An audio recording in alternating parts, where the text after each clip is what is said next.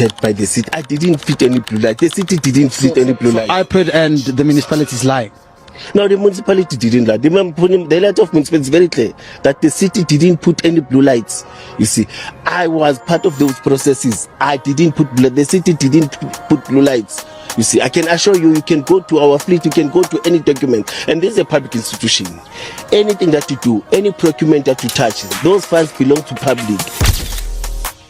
The Madlanga Commission is peeling back layers of alleged criminality within the Ekurhuleni Metropolitan Police Department, EMPD, exposing a web of unlethal operations, theft, and even murder. At the center, suspended acting chief Julius Mkhwanazi, accused of leading a rogue unit that operated far beyond its bounds. Retired Deputy Commissioner Revo Spies, a key witness, detailed how Mkhwanazi authorized 2 illegal deals with tender tycoon Vusmus Ketmakala, fitting private security vehicles with blue lights, a perk strictly for law enforcement. But the scandal deepens. In late 2022, Julius and several officers were caught on CCTV at a Mayerton site, 75 kilometers outside EMPD jurisdiction, allegedly stealing copper under the guise of an investigation. It is allegations of theft of copper at a plot in the Mayerton area. But he gave video clips and of what happened and took place. And there's a person with the name of Willem that's a complainant close to the R29 in Mayerton. But it's also stated that Willem doesn't trust the police and he doesn't want to get involved because the local police also doesn't want to involve them. The person who is speaking over the video clip, explaining what's happening on that is a civilian who is most probably family from Willem, but it's someone speaking there. And in that, when he speaks, he mentions the person's name, but just his name, not his surname or anything like that. But it's an incident where our officers, together with this civilian, arrive on scene with unmarked cars, and one car has got a mark on, and they stopped at the front gate. The civilian with a red shirt tries to climb over the fence. It's a very high fence. He tries to climb over the fence, and then eventually the gate is opened for him and all the vehicles drive in. The civilian climbs into the Kershaw Lee stall. She's one of the officers. It's her patrol car that's been assigned to her. The civilian climbs in her patrol car and he drives the car into the premises, driving the police car. And then the cars are standing around there and they're accosting the owner and they're discussing with him. They stole the copper and everything from him. That's what Mr. Makagula is saying. The footage, provided by informant Yaku Hanako, led to the arrest of EMPD officers, but the officials were quickly bailed. Tragically, Hanako was murdered soon after, in what Spies suggests was retaliation. This information was corroborated not only when IPID gave this information, but I also got from an informant, which is Yaku Hanako. And he was shot the day Stolz, Mackenzie and Twala, the morning they got bail. That morning, that 12 o'clock that same day, Yaku Hanako was shot in a drive-by shooting, which the police alleged is a hijacking that went wrong, but it looked to me and everyone on this, it looked like a hit. Julius faces further accusations of concealing heinous acts, helping dispose of a civilian's body in April 2022, and even plotting Spies' own assassination. Worse and worse as we go along. I am suddenly approached by a person from the State Security Agency, and he is stating to me that they, a State Security Agency, have picked up that there are death threats being made against me, where this Brigadier Mkhwanazi and other officers was discussing in Katlehong area. They were discussing to rent or hire Inkabis, which is a hitman from the KZN area.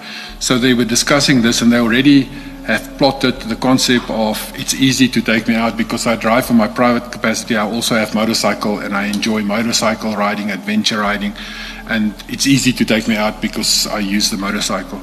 So SSA concluded a complete threat assessment against me and with my house, and there were conclusions made at the end of the day where they asked me if I'm kosher with it, if a guard can stay on my premises and I would provide water and electricity to the guard. And I stated, yes, I will do that if it comes down to that. But I also look after my own security and my family's security in a very secure manner. And that they then reported this to the city manager.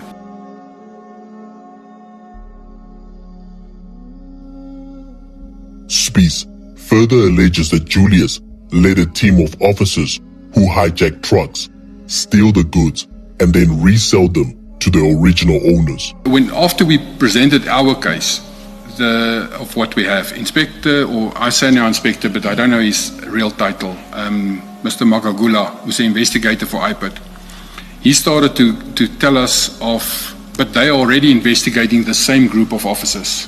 And we're like, what group of officers? And he mentioned their names then, and all the crimes that is there. Now, at this meeting, I took notes of that. And my notes, as I keep the notes, my notes is in my statement as well, and we'll get most probably now to my notes. But as I took the notes, it's what they're saying to me. So it's not that I have the real facts at that moment. I just took notes of it. And it just became worse and worse because they were mentioning cobalt theft. They were mentioning murder, that these officers, and we're like, what officers? We are speaking here about one officer who is committing a crime, and now suddenly you make it as if it's a whole group of officers that is busy there. And it is a really bad situation where what they explained is that there's a group of officers within the specialized services section that works directly under Dion Singh, who's now been promoted to a brigadier last year by Mkhwanazi, and Mkhwanazi running the scene. There's officers that is in that team that they operate on a modus operandi where there would be truck hijackings, and then this group will always find the horse, the front of the truck. They will find the horse back and it will be a very good success, but the freight or the load and the trailer will always be missing. And he then went through that list to say, but there's a modus operandi where a group of police officers will then take the load and offer it back to the owner via burner phones, and they will actually offer this back and then get paid, and then the owner will receive a PIN and he will get his load and things back. This isn't just misconduct, it's systematic corruption. Spies testified that Julius's team, including VIP protection and specialized units, were heavily protected by the city manager, head of legal, and even HR, pointing to institutional rot that enabled criminal cartels within law enforcement and vigilante justice. And Ekurhuleni leave those issues to IPID, and they do nothing about it. And this promotes a culture within EMPD of impunity. Commissioner, it's very true what you say, but the atmosphere and the environment where we operated, Brigadier Mkhwanazi and his unit, the VIP protection side, the specialized services, and all of those officers were very seriously protected by the city manager, by the head of legal, by the head of HR.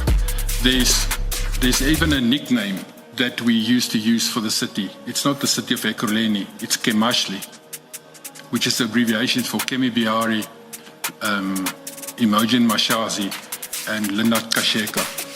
They protected Brigadier Mkhwanazi to the extent that I cannot explain to you the victimization even I experienced, where I was completely pushed out. Criminally, these actions could constitute racketeering, theft, abuse of power, and murder conspiracy, eroding public trust in policing.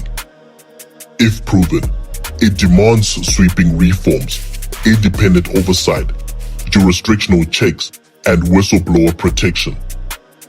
As the inquiry continues, one thing is certain: EMPD's badge has been badly tarnished, and the arrest of Julius Mkhwanazi is imminent.